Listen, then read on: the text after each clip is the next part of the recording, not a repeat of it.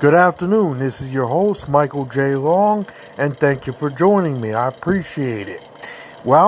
It's 11:09, so we're still at February the 8th of 2021, and thank you for joining me. I appreciate it.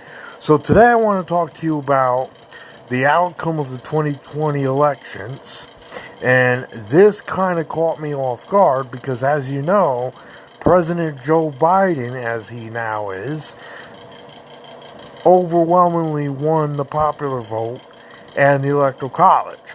Now, that's according to the media, but you also have to understand, for every fact there is a conspiracy for, like there's two sides to every story, but only one portion of it can be truth.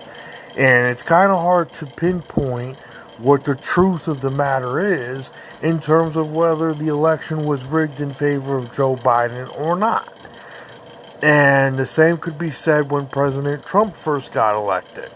And arguably, the same during the 2016 elections, when President Donald Trump got elected, the argument was that, from the left, was that the Russians rigged our elections to put him in power.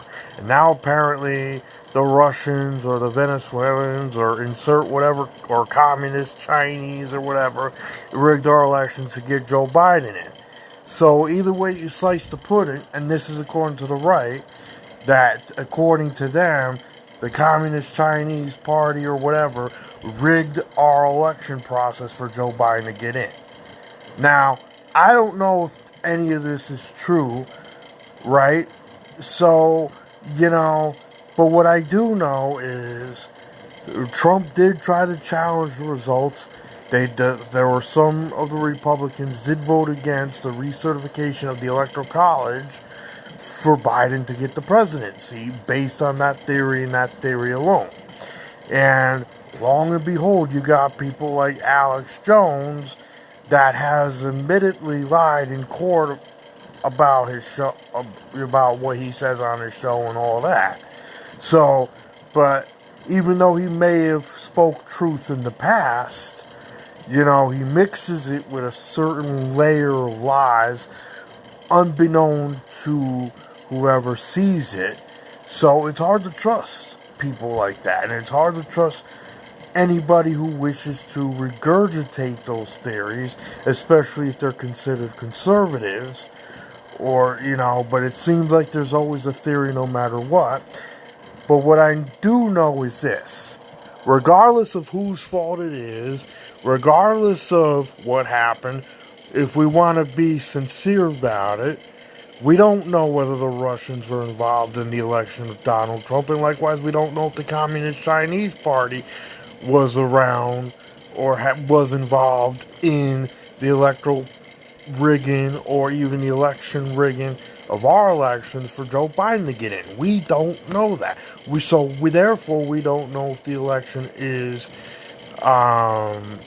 rigged or not, or if he legitimately won.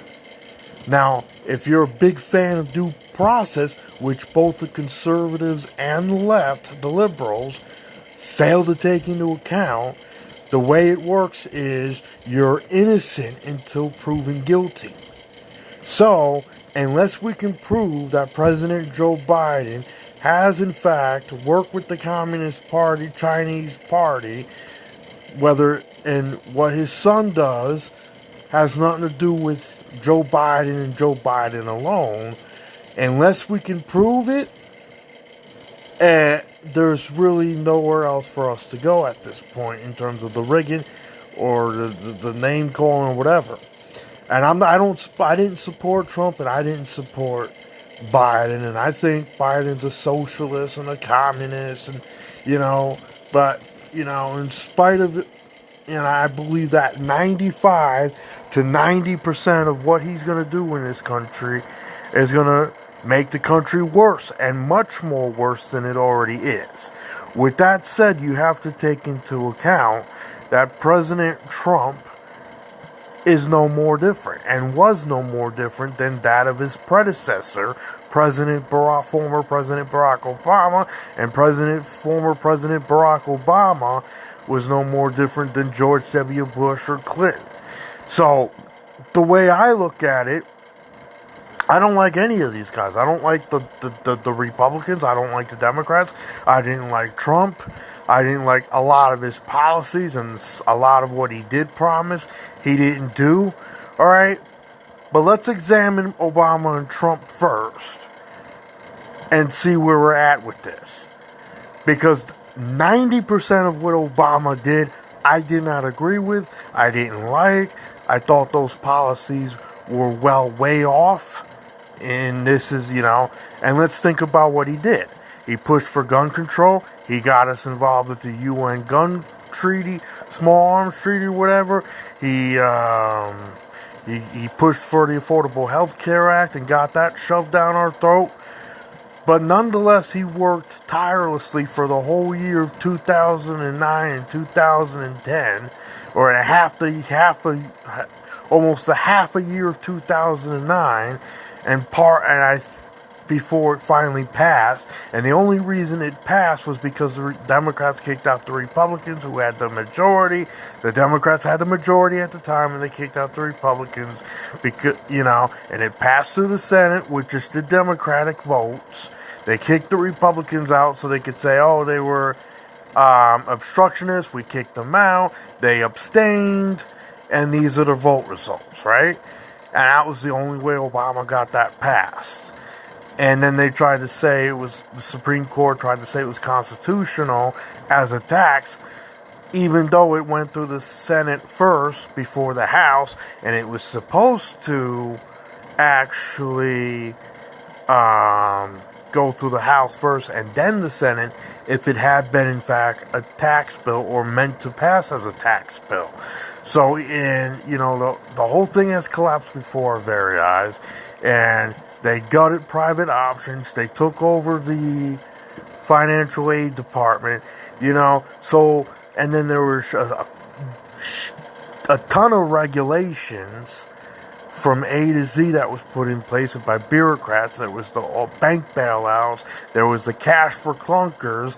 There were all these bombings and all these wars, right? So 90% of the policies that were pushed down our throat by Obama and by people like George W. Bush, and let's not forget the fact that Obama also signed into law the NDAA and the Patriot Act, which had Republican support and Democratic support and the support of people like Chris Gibson.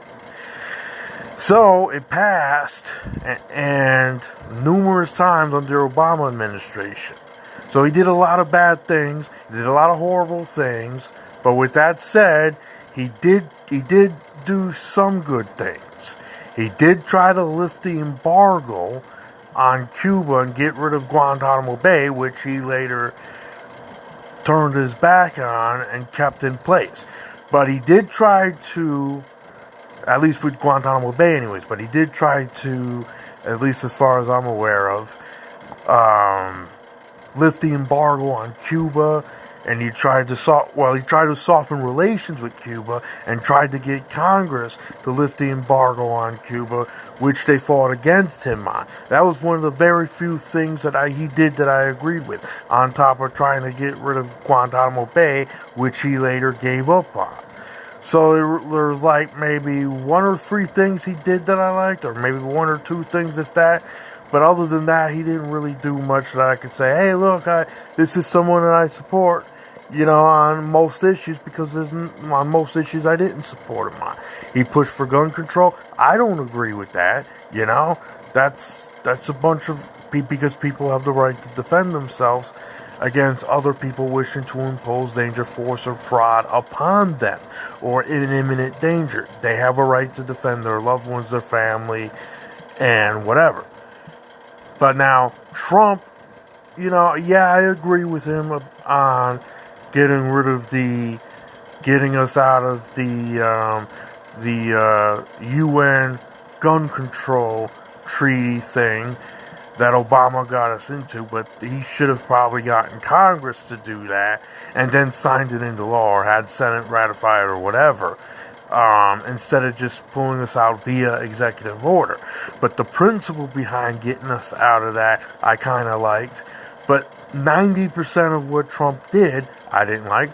And I think even though he gutted most regulatory regulations, he still kept in place the FBI, the CIA, and all these federal government agencies we don't need. He still killed Soleimani and bombed the Middle East, the Kingdom Come, and stiffened, further restricted relations between us and the Cubans, and increased the tension and placed upon embargo after embargo on Venezuela, and so forth. So on foreign policy, Trump has been disastrous. I didn't like the way he treated the immigrants, but I didn't like the way the Democrats have been using it as a wedge issue or treating them either. Nothing's changed with Trump. 90% of what Trump did was expand the deficit, increase spending, increase taxes, and he increased regulations in other areas. The pipeline, that should be left. That should have been handled by the free market, and it should have been up to them and the Native American Indians and the people living in the vicinity of that area to work out where the pipe was going to go and how to compromise and all that. And the government never should have gotten involved with that. With that said, I don't think it was appropriate for Biden to get involved in it, nor did I think it was appropriate for Obama or Trump to get involved in it. And, nothing changes. All we do is we flip the script. And 1 minute we have a Republican president, and then when we don't like their personality or don't like 90% of what they do, we then turn around and vote for a Democrat that we're not going to agree with any damn way on 90% of the issues. So we're so heavily divided, and we're coming up with theories. Look, I think from the bottom of my heart that Biden was legitimately elected. But do I agree with his policies? No, I don't.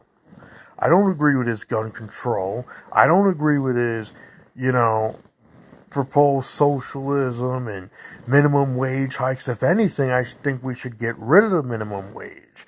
I think we should get rid of all these federal government agencies that we don't need. I think we should, I think we should try to cut back on the government, the taxes, the regulations, and all that, and be more for the people in terms of supporting their civil liberties, their rights, and that also includes their gun rights. And leaving it up to the free market to decide for themselves who they want to hire. Leaving it up to the people to decide for themselves, for all of us, who we decide to do business with, what we choose to, how we choose to spend our money, what we choose to put in our own bodies, how we choose to raise our kids. And I don't see any one of these guys that we have had as president wanting to get rid of the drug war. And if you look at, or yet alone any of the vice presidents that we've had in support of getting rid of the drug war, whether it be Kamala Harris or Tom Pence or whatever his name was, Trump or Biden or Obama, or whatever. It seems like throughout every single administration that we've had, we've never really seen, the formation or the drug legalization and or decriminalization come to fruition. We've never really seen gun rights in its fullest, or as a means of supporting gun rights, or supporting drug legalization or decriminalization with the legalization of marijuana, or any of that sort of stuff. And so 90% of these people's policies, and I don't care who you support or within the two major parties, it's more about bigger and bigger government and more of your money being spent on high taxes and high regulations and redistribution of wealth and so socialism for everybody who can't afford it, and everybody and anybody. Let's spend taxpayers' money on making all these hospitals instead of having these hospitals and private insurance cover the people that they should cover and work these things out for themselves. And I'm not saying get rid of I'm not saying like get rid of Medicare or Medicaid or Social Security, but a lot of all these other government agencies probably should be gutted or getting rid of. And what I mean by that is there's no real need to have the FBI, the CIA, the NSA, the USDA, the FCC, or any of all these other government agencies. There's no sense in having the Department of Energy, Education, and Labor. And if we're going to have Department of Labor, the Department of Labor should only exist at the state level, and unemployment should only exist at the state level, and the Social Security and the Medicaid and Medicare and CHIPS should be managed partially by a private entity, or should be partially privately managed, but also should be, reduced in the number of recipients who receive them, because they really should be going towards people with disabilities and people that are both physical and or psychological or mental illnesses or whatever, or people that can't go to work or they got laid off temporarily, then you get unemployment or something like that, then you can get back on your feet and go to work or something like that. And I'd like to see more private options with, let's privatize what's a good agency to privatize? The NOAA, whatever, the National Weather Service. Let's get rid of the park rangers. Let's get rid of all these federal parks and let it be privately owned. I don't see a problem with that. Let's have a real libertarian agenda. The problem is it's almost close to impossible if we're going to keep electing Democrats and Republicans, because they don't, especially as president. And the presidency of the United States has, in fact, become the most powerful position, and ultimately because we've allowed it to become as such. We've put in these people that have over time expanded the size of the federal government. Now, this didn't happen overnight. This happened within a period of time. Like 200 years we've had Democrats and Republicans elected to the presidency and the vice presidency, and they were able to get the Supreme Court justices nominated and appointed. And the outcome of that, as such, was slavery for the South, the Civil War, and now we have even more and more bigger government, and it seems like over the years we have continued to progress towards a bigger authoritarian state. And it ain't going to end well with us if we continue going down that road.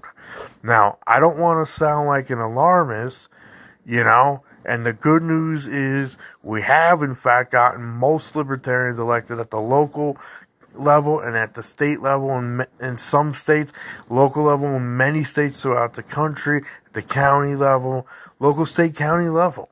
And we're working on getting libertarians elected in the state legislators throughout the country. Now, if we can do that, and we can agree with the fact that we can have libertarians in Congress, like Justin Amash, who started out as a Republican before leaving the Republican Party, temporarily becoming an independent, before joining up with the Libertarian Party before his term was even up. So these are things that we should look at, communicating with each other and discussing these ideas.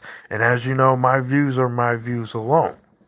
But I ultimately think that, these issues we need to have a discussion on. And we need to have a discussion on who owns our bodies and who owns our rights, whether it's us or the government. This is something we should be talking about. It's not just going to happen because we're going to get libertarians elected in the federal government. Although that I'd love to see. I'd love to see libertarians dominate in the House and the Senate and Congress. I'd love to see a libertarian president and vice president in a libertarian administration that's able to appoint Supreme Court justices and federal judges and the like, but also able to influence Congress in such a way where we can downsize the federal government and be more about protecting people's civil liberties and rights. But I think the power base should mostly be at the local level, and this is why you have state constitutions throughout the country and the states thereof. Aside from the U.S. Constitution and the city charters for the local governments. And so, you know, and so I think, getting Biden elected was a mistake, and I don't like Biden or 90% of his policies, and I also didn't like Trump or 90% of his policies, and in the same sense, I didn't like Trump and 90% of his policies, and you have to figure this, right? None of them have achieved reducing the size of the government.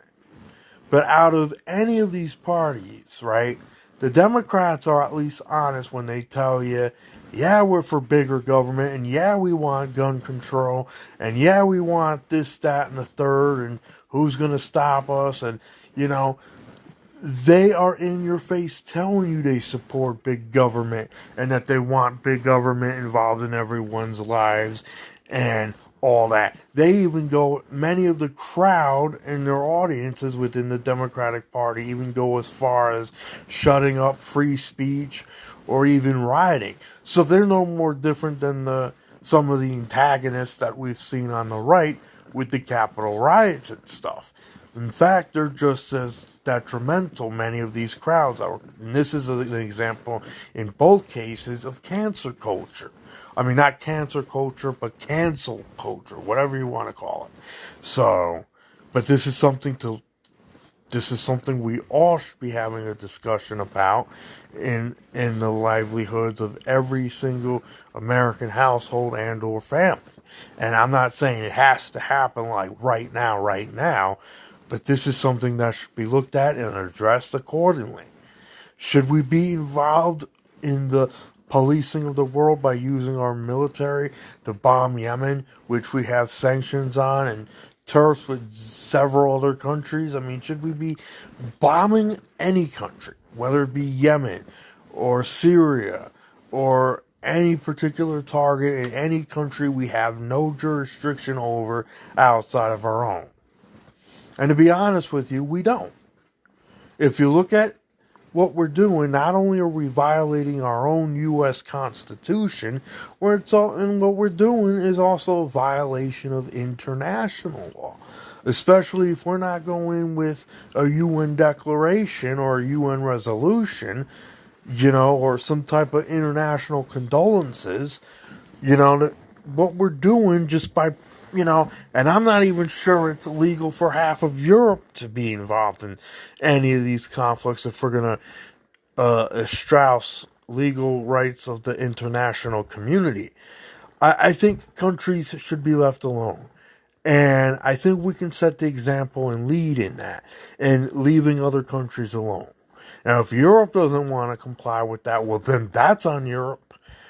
And that's their headache, not ours. But as a country, I don't feel we as Americans have the right, nor should we be involved in the affairs of other countries militarily. Now, I'm not saying not to trade with them, but I don't think we should be bombing with them, putting sanctions on them, putting turfs on